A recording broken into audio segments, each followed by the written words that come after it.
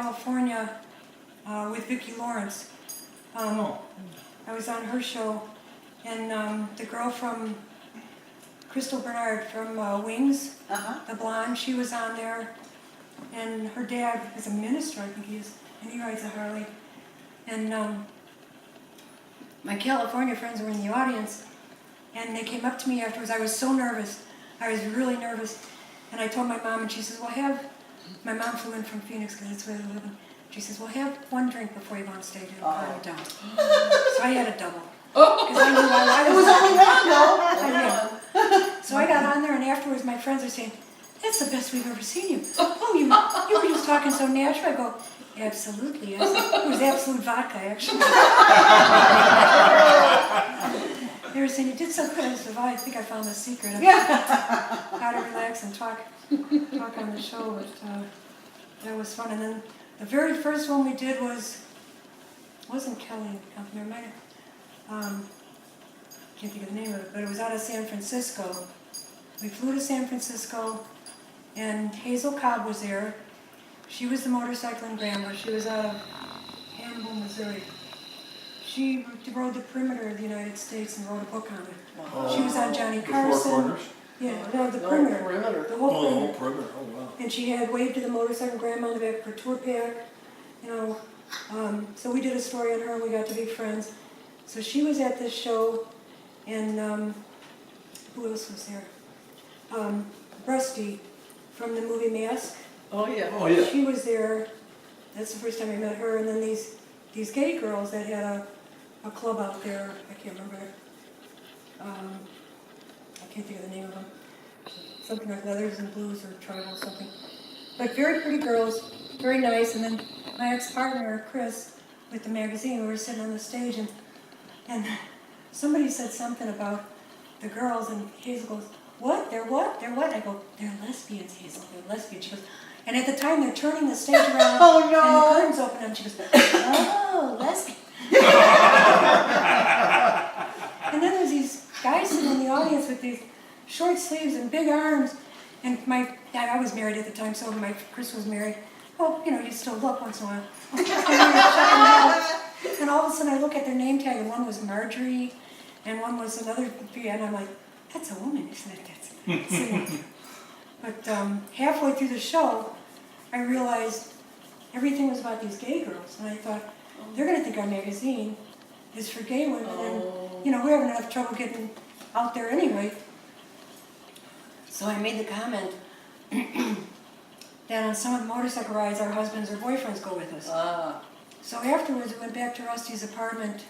She taped it, and we watched, and the two gay girls were laying on the floor watching the show, and they were very nice girls, and they were on the stage with us. And when I said that part about our boyfriends and husbands will go with us, she turns around and says, "You had to get that out there, didn't you?" And I said, "You bet I did." I was not to get that out there. But that was fun. Yeah. That was funny. You sure have some wonderful stories. Yeah, great memories. Lived a lot.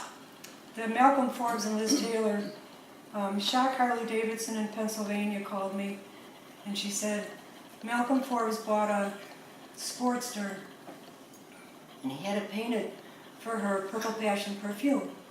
And he's presenting it to her at his estate in Far Hills, New Jersey. You got to come out here. You can stay with me. You know, she knew the magazine was, you know, we were running on low fumes. She says, "You come out here and stay with me." If I saw bear poop in her driveway when we were walking up her driveway, I said, "That's a big dog." And she goes, "No, that's bear poop in him." That's kind of fun. But so we went in their van, and I had all my camera equipment, that bag that I'm giving Bob, and we got to Malcolm Forbes' estate, and you pulled in. We were on the back side by the garage. You pulled in, and the first thing you saw was his Capitalist Tools helicopter sitting in a field, and it's like, and then a huge dog run with two huge Great Danes in it, beautiful Great Danes, and then we got there. The garage was there. He had 70-some motorcycles at the time, 35 of them were there. Yeah. Oh my God. He didn't start riding until he was 49. Okay. A guy that worked for him came up and said, "Can you possibly loan me some money? I want to buy a Triumph motorcycle." And Ford says, they're dangerous, why would you want to ride a motorcycle? And he said he decided to check it out and see why this guy would do that. He fell head over heels, Yeah. obviously, with motorcycles. But, so he loaned out his bikes that day to the media, and I got his 86 Wide Glide. Still had a big plate on the back. Just came back from Morocco. And I was the last one to pick a bike because I was taking pictures. So his head mechanic came up to me and he says, Joe, he says, that bike, I haven't had a chance to go over it. Let me know how it's doing. I said, okay, sure. And I'm looking at a picture in the garage. And it's his daughter, I can't think of her name. She was the first woman to ride a solo on a bike with his group, and they were in Egypt. And it was just rolling sand hills. No trees, no nothing, no buildings, just sand, hills. And you see these 5 guys down the top of this hill about 5 feet apart, and you're looking at them from behind. And I go, Dave, what are they looking at? Are they looking at pyramids? Is there an oasis? What are they looking at over the hill? He goes, Joe, look at the picture. He goes, there's no gas station. They're taking a leak. And I'm like, oh, God, you're looking at pyramids or something. So I'm laughing about it. I took a picture of it. I think we had it in the magazine. So then the media was terrible. There was German TV there, UPI, AP, United Press, Associated Press. And Forbes had bought these big, ugly skull rings. Sorry, I don't like skull. I'm not. Anyway, big, gaudy skull biker rings, right? And she's wearing a rock from Burton. And everybody kept saying, hold him up, hold him up. Well, Forbes has got his on his finger. So finally he just went like this at one point. Sorry, Bob. And, so of course, Outlaw Biker had that on the cover. But they kept saying, are you engaged? Are you engaged? I go, yeah. Malcolm Forbes is going to buy her a $15 skull ring from a swap meet. Right. Give her that, and they're engaged. Yeah. But so then we rode from there. Hi, baby. We rode over to a like a TT race, and we look up and his helicopter is flying above us. It was unbelievable. I was like, pinch me. I don't think I'm really getting this. So we got split up with the van that we came with. Had all my filming and stuff. I had my camera on me. And we get there, as soon as you pull in with Malcolm Forbes and Liz Taylor, everybody goes to the concession stand, buys out the film. So I now shot up all my film, and I go, can I take a picture of you guys for the cover? And he says, sure. So I'm out of film. I said, I'm sorry. He says, my photographer will take it and send it to you. Oh and my! Thinking, oh, he's a way better photographer than me. Awesome. So he sends me this great slide, and Malcolm Forbes is wearing black leather pants and his zipper's halfway down. Oh no! But I had our people airbrush it shut because I thought I'm not going to do. And then when they left there, she rode on the back of this Sportster with him. She had very bad back problems. And so when they left there, they left in the helicopter, and they leave and they go over the treetops and disappear, and all of a sudden they come shooting back over. You know, he knew how to make a entrance and an exit. Oh. It was really cool. But That is cool. yeah, I go up to Dave and I go, oh my God, the gas tanks are loose, the clutch is slipping, the brakes break. He goes, I know, I'm sorry. And I said, no, I appreciate the bike. But there was some people, there was one guy riding one of his dressers, and the guy's beating the crap out of this bike. And I'm thinking, this guy's nice enough to loan you a bike and you're going to treat it like that? He's got the radio cranked, where he probably blew the speakers, and he's just beating the crap out of this bike. I almost said something to him so bad. But there was a Aprilia there, I think it was called. I think it has a reverse, and it's a two-wheeler. A bike had never even heard of. First time I ever saw one, but that was, flying home, we're like on the plane like, did that just happen? Did we just see Malcolm Forbes and Liz Taylor? And she had the most beautiful eyes. Oh, You yeah. couldn't photograph them. They didn't look the same in a picture. Her eyes were just stunning. Very, very pretty lady. Wow. What, baby? But that was when You're a little I Vinci, aren't you? Well, You're a Vinci. But looking up, I'll never forget looking up and seeing that helicopter. Like, Yeah. oh my God, this is cool. Yes. We took pictures of ourselves posing by the helicopter. When I was Did in. you really? Oh yeah. We were like real tourists. And that was approximately when time frame? Do you remember? 1989. 80 something? Okay. Hi, baby. When when they first came out, because they weren't out in the crowd yet, you know, they made their entrance. We had never had a color inside, it was issue number 13, and we never had an inside color, and I said, we gotta do this in color. Because they had on these red fringe leather jackets, and they were beautiful, you know, on her purple passion bike, you know. Oh, yeah. So they come out, and the media surrounded them, and I'm standing there with a guy from Easy Riders and a guy from Outlaw Biker, and these people, they're jabbing each other and pushing, yeah. They were they were brutal, you know, just to get their pictures. 2 seconds later, they walk away, and you could walk right up and take their picture, and I'm thinking, what is with these people, you know? Gotta be the first, gotta be the first. Yeah, I guess they just shoot them off or send them off to people. But I'll show you that issue. I came across one the other day. Especially that sports room would beat the crap out of her, you know? Yeah. No offense, Harley. Splashed on a little bit. I don't want. Oh, I'm sorry. Is she getting wet? Yeah, she usually makes quite a mess when she sees so water. Yeah, she was. They had dripping everywhere, Maria. That girl. Not like the Mastiff, so I bet they're... Oh, yeah. Kind of looked like Elizabeth Taylor. It is, yeah. It is Elizabeth Taylor? Yeah. It is. Oh. That's Elizabeth Taylor and Malcolm Kind Fleming. of looked in, huh? You know, yeah. Have you been part of this conversation? Were you sleeping? I thought something about his wife Oh. or something. All right, it's time to go He home. wasn't married. I don't think. Okie doke. He sent me a Christmas card too. We got a real nice Christmas card from him. So then I called him. We had a Harley men's section, and I wanted to. We actually had an office at this point for a short time, and we had a Harley men's section. I said, I'd like to have you in our Harley men's section. So I called him from the office, and he, we had a prearranged time, and I was going to ask him if I could tape it because I don't take shorthand or anything. And he goes, if you want to tape this, go ahead. And I said, oh, that's great. So I hit the tape, which was in part of the phone, the office phone, and all of a sudden I'm getting this La Bamba music. I have no idea. La Bamba music. Yeah, and I'm like, he says, well, call me back when you get it figured out. So I tried and tried, I could not get it to stop. I still, to this day, don't know how that happened. So I called him back, I said, I'll just have to take notes. He goes, well, you've got your questions, I'll tape it on my side and I'll send it to you. Oh my. I go, Couldn't be much more accommodating, could he? I says, can you send me some pictures to go with it? And he said, sure. And I laughed about it on the documentary, and then I said, by that time I was ready to tell him to write the article, lay it out, and send it to me. He was doing it all anyway, That's his. There you are. Oh yeah, and me playing in this helicopter. What are we looking at? It's Joe, right there. Oh, there. Oh, Oh. getting out of the helicopter. There you go. Yeah, I was just pretending I didn't really. Wow. Great shot. Very cool. They had these Very capitalist tool You vests. see that? Yeah, I came over. Yeah. But they told us we were the first women to ride solo bikes with him other than his daughter. Okay, I can't cool. think of her name. Jeez. They had maybe you know about the woman, I think she was like 84, 85 years old. And I think they were interviewing her, and I don't know how long ago it was, but she said that when she started riding, which was pretty young, went down to Daytona, and they wouldn't rent her a room, and they wouldn't let her gas up her bike. Because she was a women didn't woman. ride. Gotta be a long time ago.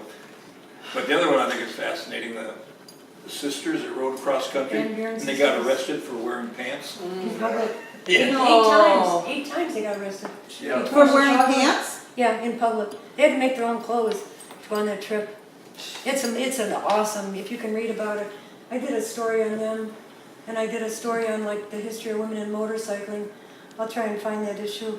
The one girl, I can't think of her name, her dad, he was making his own motorcycles, and she was racing, and this was the early 1900s, and she won, but they wouldn't recognize her Right. because she was a Oh, woman. yeah? Right. So the other racers got together, and I think they made her a gold necklace or something. Aw, They did nice. something to commemorate it, and because they respected what she did. But So discriminated Yeah, against. Doc that woman. Robinson. Women couldn't even vote then, couldn't they? Probably. No. what year was it? Wow. Doc Robinson, 1920. 1920. Yeah. Wow. Doc Robinson had to go around to all the AMAs. Well, it wasn't called the AMA back then. I can't remember what it was called. But she was going around because they wouldn't let her race in certain events, and she went around to all the racers and got them to sign A petition. petition. Yeah. And Oh, she said that's they weren't going to not sign it. They're not going to say they're not going to sign it, so they signed it. And then she went and dumped all these petitions on the guy's desk, Aha. and she finally got in. Wow. Oh my God, her and her husband Earl, they did so many trips cross country, like in a sidecar rig where they don't stop, they just stop for gas and pee and grab something to eat and go. You know, I mean, it was a marathon there, you know. Didn't she compete in, I don't know what they call it, but I mean, through the forest and Yes. all that, no roads and Yeah. things like, oh yeah. And then she played golf too, with Yeah. there later on. Did you ever see that video I Uh-uh. made? Wow. She's in it, she steals the show. They do it on 5 Women in Motorcycling. Dog Robinson, Becky Brown, who started Women in the Wind in 1979 in Toledo, Okay. and then a colored lady from New York, and a gay lady, I think she was from New York too, a gay lady with her club, and then me. Yeah, great. What's the name of that one again? She lives to ride. They actually put me on the jacket cover. You can't really tell it's me because I'm riding my bike. But they filmed 3 days in Elgin, not here, I was living in somewhere else, and 3 days in Sturgis.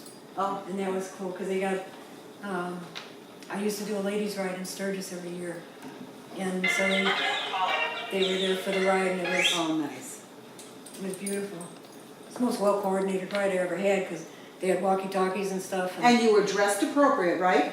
Like a biker, in Harley women clothing. But I mistakenly did a radio interview that morning. They came out to Hog Heaven, or the day before, I can't remember, the night before. And I did an interview, and I talked about our ride, and we're gonna block the streets. Cops showed up for that, and they go, "You're not blocking the streets." And I'm like, I got 300 women behind me. How am I gonna tell them all? You know, I go, spread the word, we're not blocking the streets, don't tell them not to pull the stop signs, we'll get a ticket. Oh, But they heard it on the radio. I'm like, oh, me and my Oh. big mouth. Shot myself in the foot that time, huh? That was quite an adventure. This is wonderful. Do you have a copy of almost every one of your editions? Yeah. Oh, that's Yeah. great. I'm limited on that one, and the first 3. The first one came out on my birthday, October 5th of 1985, and we showed it at Suburban Harley was having a party that day, and we brought it there. Wow. We gave out a few free copies and stuff, and we thought I started the second chapter of Women in the Wind. I say it wrong in that video, by the way. I say that started in '83. I started the magazine in '85, and I have the years flipped, I think. But I started the second chapter, Women in the Wind, and I finally had to give it up when I was married. I was working full time. I had the magazine, and trying to run the club. I told the girl, "You're going to have to elect somebody else president. I can't do it anymore." And nobody wanted to do it because it was a lot like babysitting. A lot of work, right? Yeah. So the chapter just kind of dissolved, but I still ride with a lot of the girls. That's how I met April. Okay. I met her in '84. Oh, okay, yeah. Her husband came into the dealership. I was working in Villa Park Harley, then I was working parts. And he came in and he said, he was a big guy.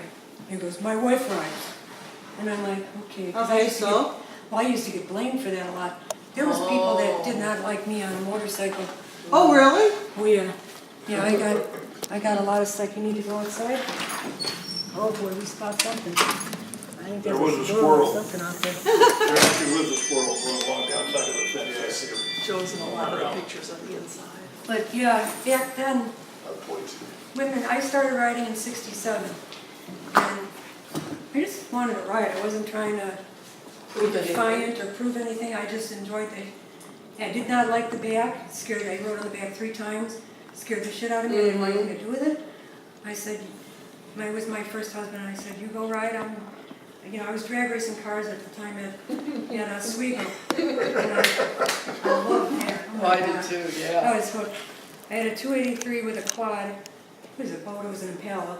But if you didn't punch it, if you took off the line and then got to about 20, then punched it and hit the quad, I was beating all the guys. And I come down the return strip and this one guy comes running up to me and goes, "Let me see your card." My timed card. And I showed it to him. I thought he worked there, and he threw it at me.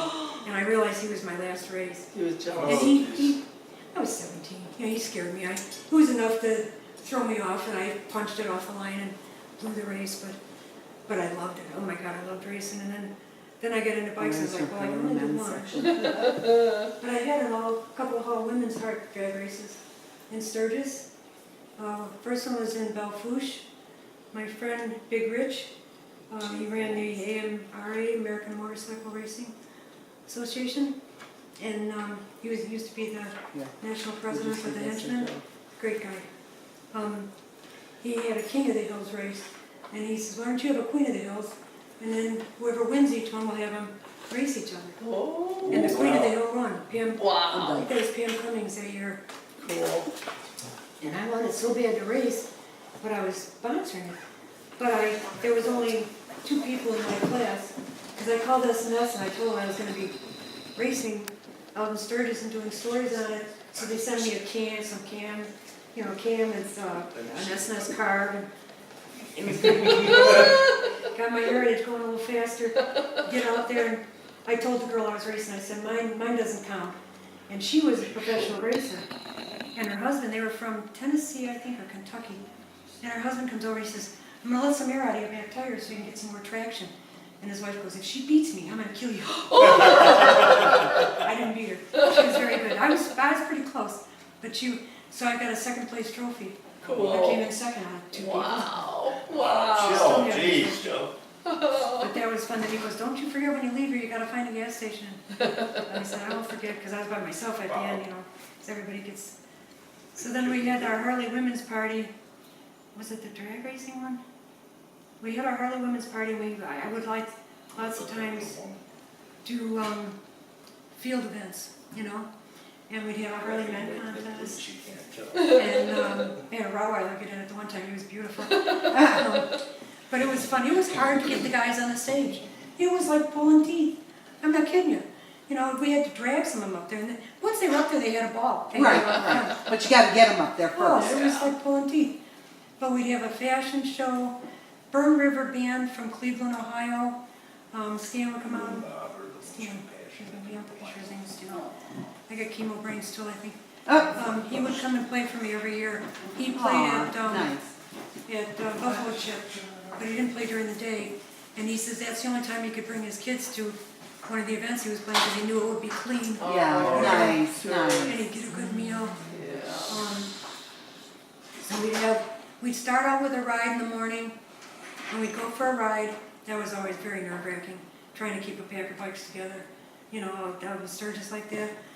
And then we'd come back, we'd have the fashion show, lunch, guest speakers. Willie G, the first one I did, we ended up we had 22 people show up, and we ended up at a rest area, the one just outside of Sturgis, like right after you leave Sturgis and you're heading for Rapid City.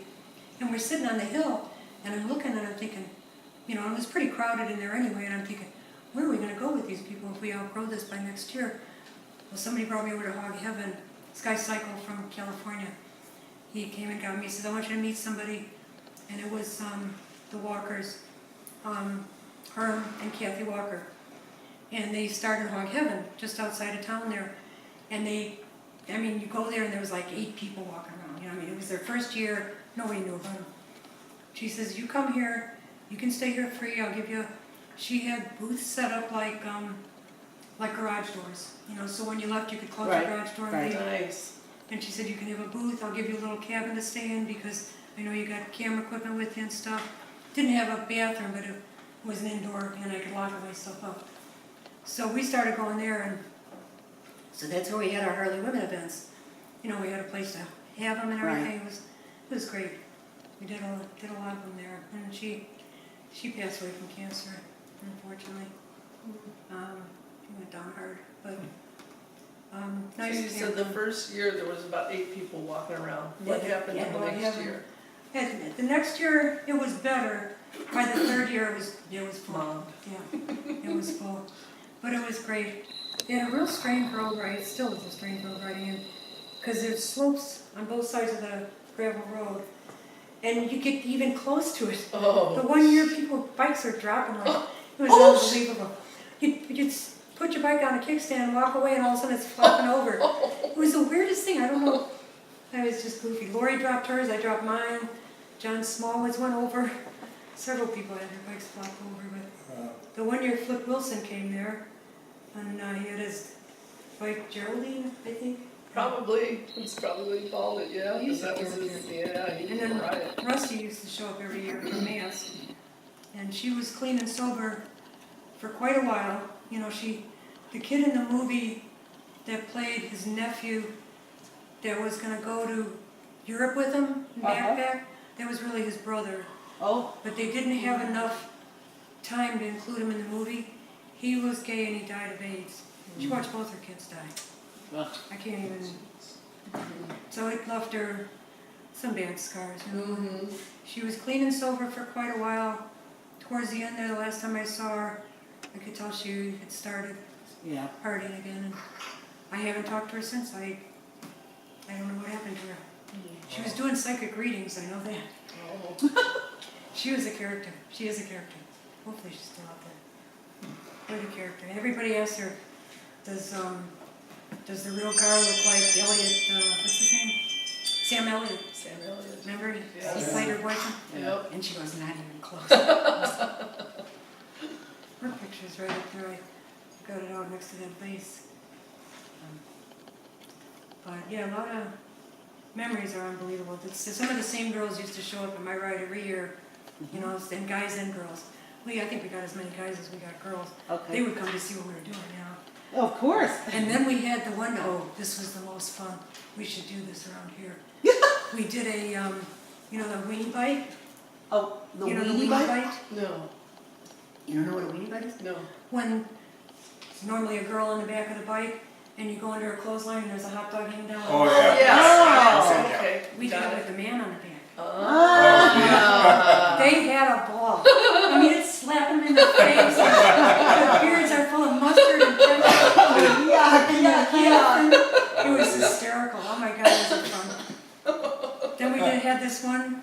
This was from an old, somebody that used to ride years ago told me about this one where you have clothes in your lap and you ride alongside this clothesline and you have to try and hang them up. So the rider's got to try and go real slow. Oh, yeah. You know, it's not easy. It's not Yeah. an easy Oh, trip. yeah. Then there's one where you hold a spoon in your mouth and you have an egg on Right. a spoon. Oh, okay. Oh, wow. That one, messy, That's used to say. Fried eggs on your rocker boxes. But we had fun. Oh my gosh, those were some good ones. We had a women's bike show. She had to own the bike. Couldn't be her boyfriends or her friends. She had to own the bike. It had to be her bike. And we had some nice prizes and trophies and stuff. God, it was a challenge setting it up from Elgin, setting up an event out in Sturgis, you know. Sure, Hmm. sure. But got to the point I had, you know, friends, oh, I was going to tell you about the one thing. My friend Max was out there with me, and I said, Max, I need somebody to go pick up these trophies, and I'm swamped. He said, I'll get them. So he goes and picks them up for me. I'm trying to remember what they were for. I think they were for the bike show. Well, I get them, didn't even have time to look at them. I'm giving them out, and this one woman comes back to me, and she goes, oh my God, this is so funny. She goes, I know how upset you get with typos in your magazine. And it said they had, I think it was motorcycle spelled wrong. And I said, I'll get you a new one. She said, oh no, I want this one. Because I failed high school English and didn't graduate. I went through a GED, but I didn't really have any college. And for me to start a magazine, it was ridiculous. Yeah, You know? yeah. But Amazing. it was fun. It was fun. We had a lot of Amazing lady. We had a lot of good time. Probably if I knew what I was doing, I never would have done it. Wouldn't have as much fun, right? Yeah, but it was a really great experience and Oh, yeah. met some wonderful people. We went out there for one of I think it was Harley's first ride where they were riding back in a group from all over the country and converging on Milwaukee for their anniversary. And we both went to California. They loaned us, we flew out. They loaned us 2 bikes from the fleet. She won't push back by this door. You gotta open the door. She's quite a privileged dog here. But we flew out there. I went to Sam Demas and Bruce Chubbuck. He used to run it. He was in the was it the Shriners? He was in one of the groups where they rode the Knuckleheads. I'm sorry, Bruce, if you remember it. He had a beautiful knucklehead. I love knuckleheads. Anyway, we pick up the fleet bikes there, and I picked up 89 Heritage, 89 Heritage. And I rode it back, I fell in love with it, ended up buying it, put 70-some thousand miles on it. But we, Sorry, it's okay. kids. But we rode back with Willie G's group, and before we went out there, Linda Jo, her real name's Linda Jo, a real Linda Jo, I mean fake Linda Jo, LJ we call her, and Steve. They invited us, they were subscribers, we'd never met them, and they wrote us and said, we know you don't have any money, you can stay at our house, we live right outside of Los Angeles. Oh my. We help with the love ride, we ended up going out there for the love ride a bunch of times. But we're like, these people are nuts, they don't even know us. Got to be really good friends with them, lifelong friends, they're great people. But we rode back with them, and the ride was so crazy, because each time you'd leave a different city, new people were joining you. And there was new photographers and press. And everybody's whipping in and out of the pack, you know, and everybody's excited. And it was just, it got to be very scary. This one guy, I can't remember his name, he took pictures for some magazine, he was huge, big man. He's draped across the roof of a car, an old Oldsmobile, passing us in the oncoming lane taking photos. Oh my And God. there's people Oh coming my. towards him. You know, it was like, you're gonna get us head on, you know? Oh, yeah. So we got to the point where we'd get up in the morning, we'd be by our bikes, we'd fire them up, the pack would leave and we'd stay. And we'd leave later, you know, because we were like, it was scary. Plus, I had never been to California, and I didn't want to just ride from point A to point B back to Milwaukee. I wanted to see stuff. So we would go into rest areas, and these Indian women would have, Native Indian women would have their blankets out with beautiful turquoise, and LJ and Chris, my ex, she was my ex-magazine partner, we'd walk over to buy jewelry, and Steve would just shake his head and go to his tour bag and get a beer out, and he'd say, find me later. But we got caught in a bad storm in Denver, because we were behind the group. And we were hydroplaning down the highway, right in downtown Denver. It was pretty scary. We stopped under a bridge. Now LG and Steve, you know, you don't see thunderstorms in California. They're very rare. Oh. So they're like, it was like they were watching fireworks. Yeah. And we're like, we're screaming every time it would, you know, it would, because it sounded like it was hitting right next to the viaduct, and there's water on the ground, and we're sitting with these metal motorcycles, and it's like, we're like, this is cool, and we're like, this is not cool. But it was a great trip, and then we made it, we were coming through, when we left Denver, we were in a lot of road construction, and you couldn't pull over anywhere. And all of a sudden the oil light came on my dash, and I'm like, oh my God, this isn't my bike. I gotta pull over, I can't pull over. It was just holes, you know, I mean, there was nowhere to pull over. So I finally got through and I pulled over, shut it off. My group got caught up with me, and I told them what's going on. We checked everything, we're checking the oil, everything was fine. Started up, the oil lights off. So we get to the motel that night, and I went up to Willie G's group, the guys, and I told them what happened, and the one guy from service goes, she's got one of the bikes. This was when What does that mean? they were going through, I'm trying to remember now what was happening. I think they were closing down one of the plants, I think in New York, I can't remember now. But they had some employees sabotage some bikes because they were losing their jobs. Oh, You no. know those little, kind of looks like a little plastic derby cap that they put over an open fitting? They were throwing them inside the oil tank. And it would float over the feed line and block it off. Oh, my gosh. So when I bought the bike from them, I said, I want a good deal because I don't know how many times this bike ran without oil. I mean, they did, they gave me a good deal on it, but they wanted me on it because I had a wide light at the time and they didn't make them anymore. The wide light that I wrote, there was Malcolm Ford's, was it 86, last year they made them, I remember right, and it was the flame paint job. It's in the Smithsonian now. Wow. He donated it to them. Golly, But, Joe. so when we get almost back here, we're back in Illinois. Well, I went up to Willie G at one point and I said, I'm riding one of your bikes and I don't feel right without telling you that we're not riding with the group anymore. It's gotten really scary. He goes, say no more. My daughter Karen's doing the same thing. He says, I totally understand. I said, yeah, unless you're at the very front or the very end of that pack, I said, it's terrifying. He says, I understand. So, that was pretty cool. So we're back in Illinois, and so I happen to be right next to Steve, LJ's husband now. I was right next to him, and all of a sudden my bike sputters.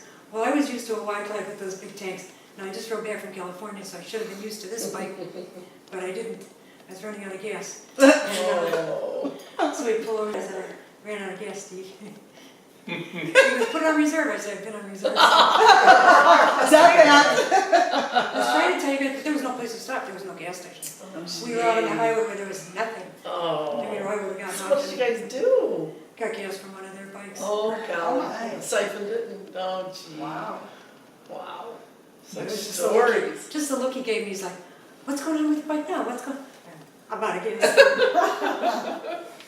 Sorry. Minor detail. Wow. But it was a great trip, and oh God, the memories, that was so nice.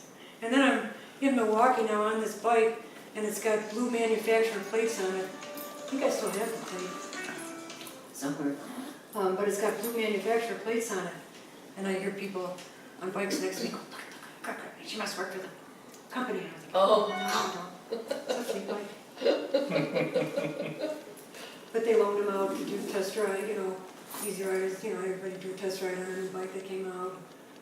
So, Wow. it only had a couple thousand miles, and my Road King was a fleet bike too. I didn't like it when I first got it, but it turned out the tires were just low. They said they were gonna check it over for me before I picked it up, and I went and got it, and I, this thing handles terrible. Oh. What's wrong with this thing? I went and checked, and the tires were low. Oh, gee. It took a while to get used to it because it was so different. A lot more clearance. You know, after the Road King got totaled and I went back to a Heritage, boy, I've been scraping those floorboards a lot. For a while, I'm getting used to it now. It doesn't have the clearance like a Road King does. That Road King was a good bike. And I say she saved my life. I think she threw me off when that car hit us. Did you tell them about when you were in the museum up there, they had Women's Month or something, and they wanted your bike?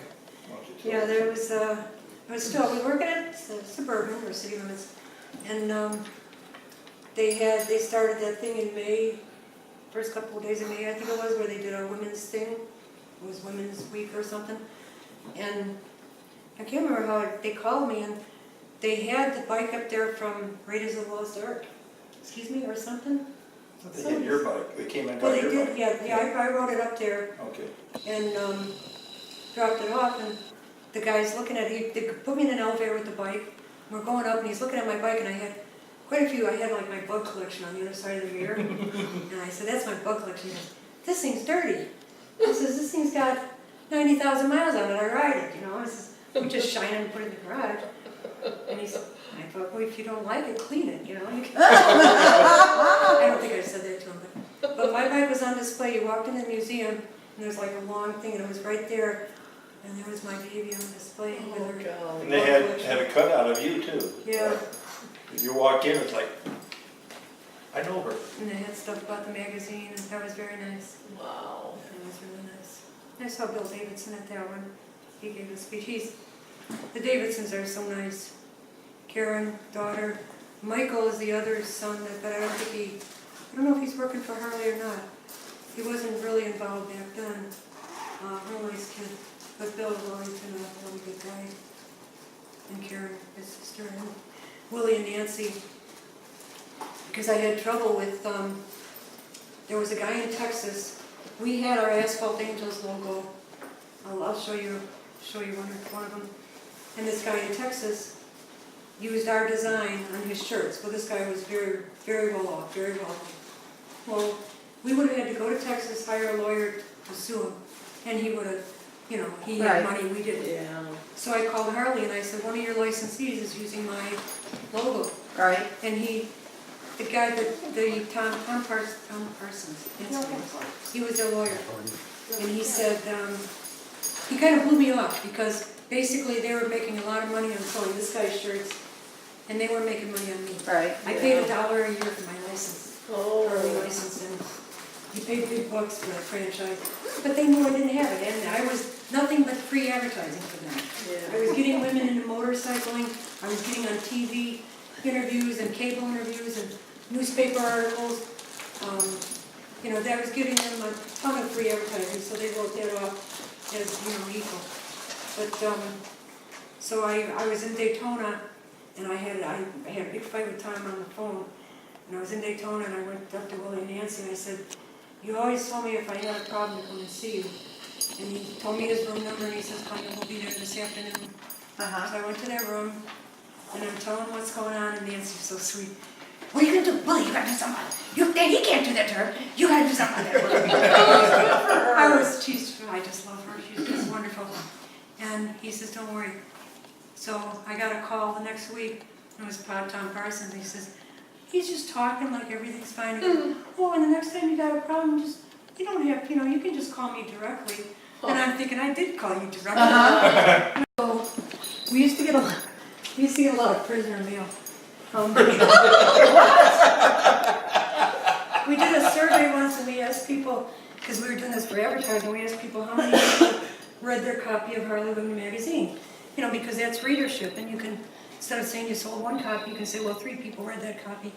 This one guy sends back 75. Oh. And then I look at his address, he was in prison. It was 75. We got this design from a guy in prison, right?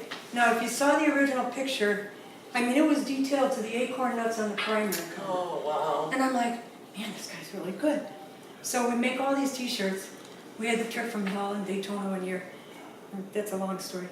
But we're down there and we're trying to sell these shirts. We couldn't sell them at our booth because, that's a long story. But anyway, we're trying to sell them almost for cost.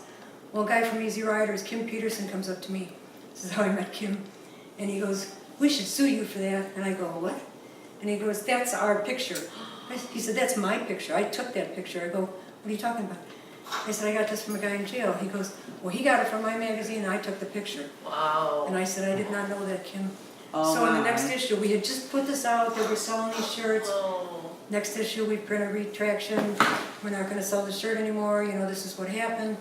Kim calls me up. He goes, you can use it. That's fine. He goes, so many people try and stick it to us and use our name and try and cheat, He said, I thought you were just pulling a fast one. You did the honorable And I thing. said, no, I've had that done to me. I'm not going to do it to somebody Right. else, So he let us keep it. But Aw. I'm thinking, I said, I should have realized, Kim, this guy had it down to the acorn nuts on the primary. I said, it was like he was sitting there looking at a bike while he was looking at a picture. And I said, it didn't even dawn on me. And this is one of ours. Now, can you tell what this was? Before it was this lady's shirt. Was it Was it Long John's? John's? Oh, yes, Oh. yes, Oh, yeah. yes. Cool. Pants. Oh, I love it. Oh, that's funny. Yep. Oh, yeah. Wow. Yeah, Oh, that's a good one. that is. And these were so pretty. Yeah, Oh. these went What a like good idea. hotcakes.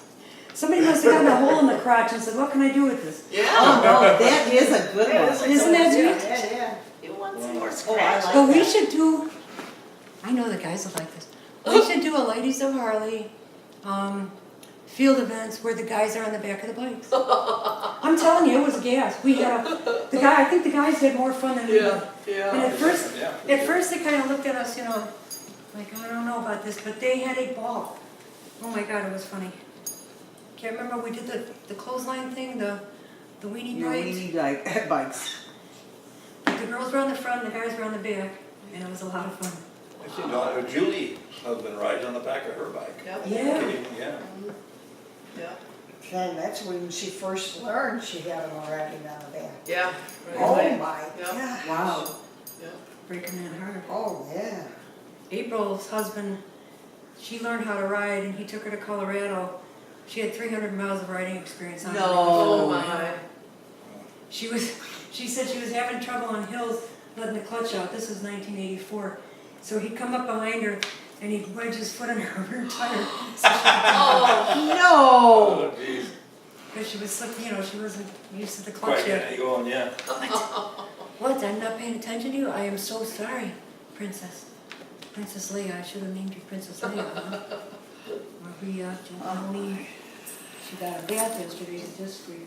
Well, she really needed one, actually. Do you bathe her, or did you I'm take gonna her start. somewhere? But I had them do it yesterday because I just, but I'm gonna try. I'd love to be able to get her in the shower in That there, would be nice, you yeah. know. I was thinking, well, I should make something that hooks up to a hose that heats up the water Yeah, when you're washing a dog, you know? because I know, like, with mine, I just tell her, get in the shower. And so we get in the Really? shower together. It's like, get in the shower. Do you have a handheld that? No, I I make, do. I set a bucket on the top of her back, because her back is straight. And I let the water soak up, and then I pour it over. That's awesome. She's so scared of everything. Dobermans are very Yeah. cautious. Yeah, Skittish. skittish. Very cautious, so I'm afraid, She doesn't look very skittish to me right now. well, Yeah, I she know. doesn't like anything to do with water. Oh, doesn't she like does rain. not? No. Oh, No. Okay. None of my Dobermans. I've never had 4 Dobermans. I've never had one that liked water. Dakota, What's she doing? you 95 pounds, he'd be in that far corner when I was setting up the hose over here. And You he'd know, be, He'd be in that corner because he'd be as far away from me as he could get. oh, no. Mine will be playing in the water, in the mud. I took my little girl up to Milwaukee and took her swimming. You know, they have a heated pool up in Milwaukee where they learn how, it's actually an exercise therapy pool for dogs. They have one at Pampered Pets over here. Yeah, they Around probably 25. do, yeah. They do. Okay, That's cool. and, I wish you would get in. well, we put a life jacket on her and Awesome. let's go. I brought Dakota over to Lord's Park. It's a really nice park. We should go there one day. It's a mile from here. It's a beautiful park. They have buffalo Oh, and really? white-tailed deer in a fenced area. Not together. The zoo and the museum. Yeah. Oh. I've never been in the museum because I'm always there with a dog, so I can't bring a dog in there. But I used to bring Dakota over there, and the one day it was almost 100, and it was so humid. Here we walked by the creek, the cute little creek, and the Shih Tzu spread eagle in this creek, you know. And I had to force him in to get one paw, Oh, to get his really? paws in there. And then as soon as I let loose of the leash, he got out. No, Oh, no. they are not water dogs. Okay. Not mine. I mean, Yeah, no, mine I can't keep out of the water, but I mean, I can just go get in the bath, go get in the shower. Okay. well, I'm gonna start luring her in there with chicken or something. And I got her to the point where, like, if I'm in the bathroom, I thought if I have an emergency, maybe she can help me. So every time I go in and take a shower now, she pushes open the door. Okay. You know? So I taught her, which I taught her too well, I guess. But so I'm always freezing when I'm in the shower because she always does it once I'm already in there. yeah. Isn't there available from pet shops a spray that you spray the dog, let it sit, and then you just brush it out? A dry. A dry shampoo. Yeah, yeah. I haven't tried one. Oh, no, I get the dog, she gets her shower, she gets her towel up, and then we go upstairs and blow dry her. Blow dryer would scare that out of my dog. Oh, really?